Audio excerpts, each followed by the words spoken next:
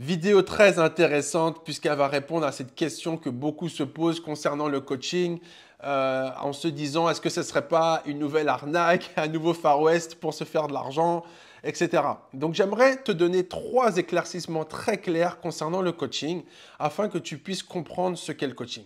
Premièrement, le coaching, ce n'est pas une nouvelle activité. C'est une activité qui existe depuis toujours. Elle a accompagné les grands leaders, tous ceux qui ont eu un haut niveau de réussite. Barack Obama s'est fait coacher par son coach David Alexrod, qui l'a aidé dans sa prise de parole en public, dans son élocution. Oprah Winfrey s'est fait accompagner par sa coach en développement personnel, Martha Beck, qui l'a aidé dans la confiance en elle, qui l'a aidé dans son charisme, à comment être plus impactante. Et on connaît plus particulièrement tous les coachs sportifs qui accompagnent tous ces athlètes à atteindre le plus haut niveau de réussite. Donc le coaching n'est pas nouveau. Cependant, avant, il était réservé à une élite et aujourd'hui, il est disponible pour tout un chacun. Et je pense que c'est plutôt une bonne nouvelle, non? Deuxième chose, et c'est là que je suis d'accord avec les détracteurs, c'est que de nombreux coachs s'autoproclament coach alors qu'ils n'ont jamais fait d'études, alors qu'ils n'ont pas de diplôme. Et ça, c'est dangereux. Le coaching, c'est un métier. Et qui dit métier, dit apprentissage. Et qui dit apprentissage, dit école.